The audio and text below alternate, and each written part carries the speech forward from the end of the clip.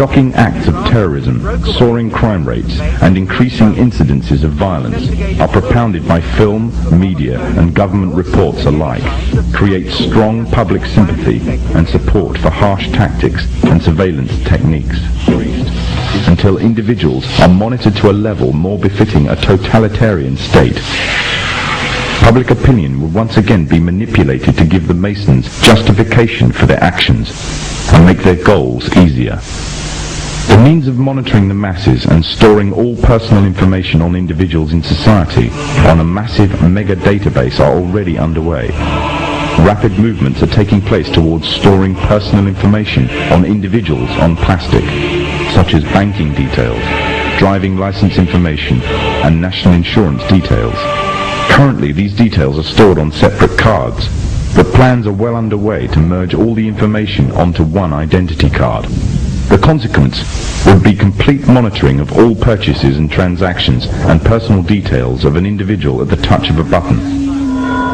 In 1992, the Vice-Chancellor of the British Supreme Court, Nicholas Brown Wilkinson, told the High Court that if the information obtained by the police, the Inland Revenue, the social services, the health service and other agencies were to be gathered together in one file, the freedom of the individual would be greatly at risk.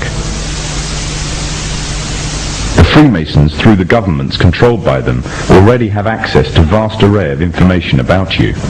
They can already find out who you talk to on the phone, where you work, where you shop, what you eat, what you wear, how much you are worth, what you earn, and the list goes on and on. One identity card would allow even closer monitoring and enable a complete psychological profile to be compiled on every individual in society. Information which would make it very easy to predict, control, and manipulate actions. However, there is a gap that the Masons need to fill in. By using hard currency, an individual can evade detection and vital information is lost since hard currency transactions are untraceable. As a result, moves are being made to replace hard currency with a system that relies totally on electronic funds transfer. In other words, a system that relies totally on cards. Trails in Swindon have heralded the first signs of a move towards the introduction of smart cards and electronic money on a national scale in the UK. The Mondex scheme is pioneered by NatWest and Midland Banks and British Telecom. Inside a smart card is a microchip which calculates every single transaction, not only financial transactions, but records every single thing for which it is used. It can serve as a credit card, a building society passbook, library card, travel card, phone card, and quite possibly an identity card. Although an identity card would reveal much detail, it would not be able to locate any one person precisely at any given instant time. This would require some sort of tracking device that could be put on and detected wherever that person may be on the globe. The tracking device would be an all-purpose microchipped identification device or an electronic implant placed under the skin. These implants could then send off a signal which could then be picked up by satellite in low Earth orbit, locating and identifying the subject. Although this may sound like the works of fiction, it is, however, already well on its way to becoming reality. There are already approximately 48 global positioning satellites in orbit that are in use by the United States and her allies.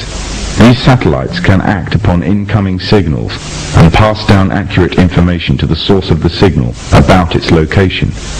At present, the source of the signals are devices that are attached to tanks, battleships, aircraft, or handheld instruments for accurate navigation purposes.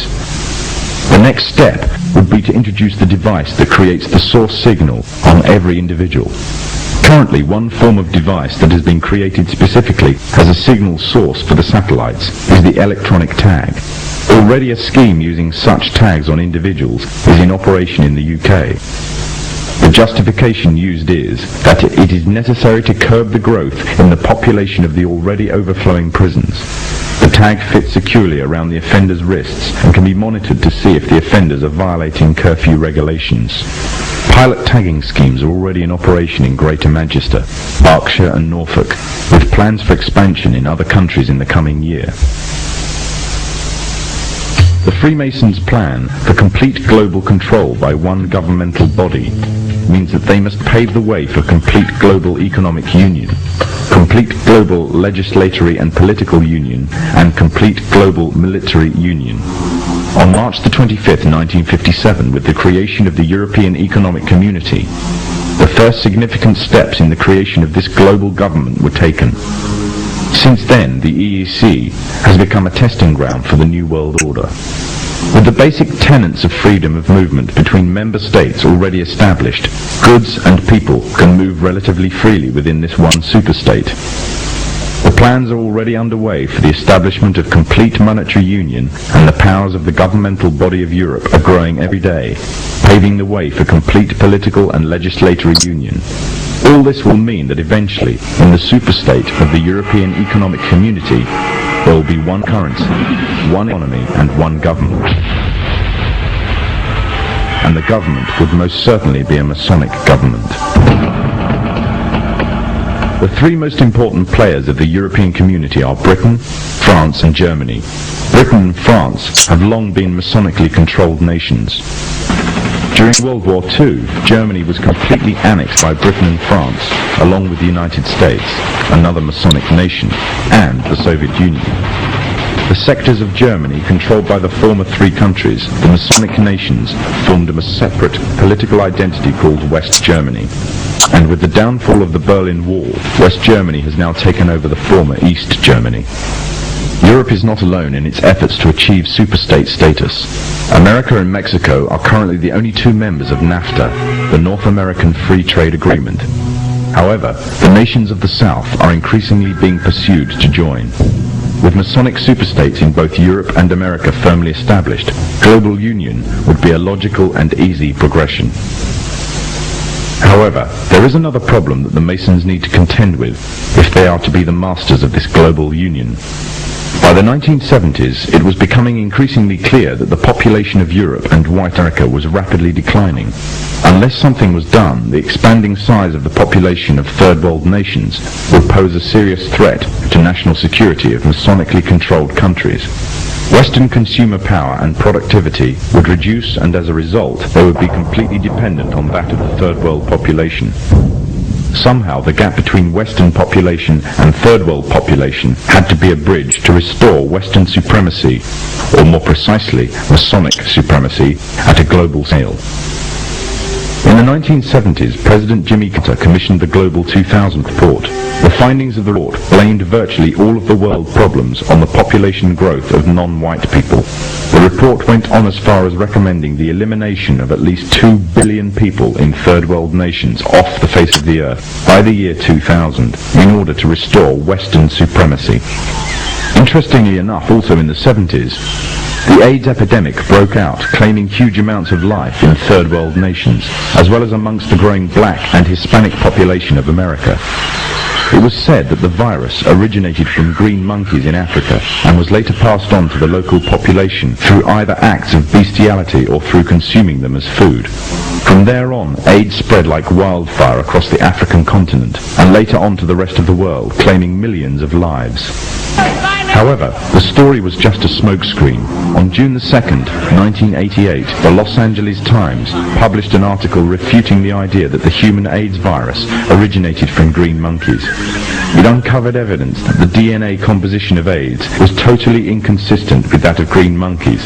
In fact, it could be proven that the AIDS virus could not be found anywhere in nature and could only have ever survived in the human biological system. If the virus did not exist anywhere in nature, the question is raised as to where exactly the virus all of a sudden stemmed from.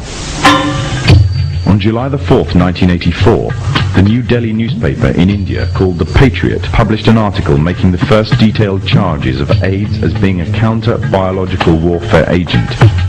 An anonymous American anthropologist was quoted claiming that AIDS was genetically engineered at the U.S. Army's Biological Warfare Laboratory at Fort Detrick near Frederick, Maryland.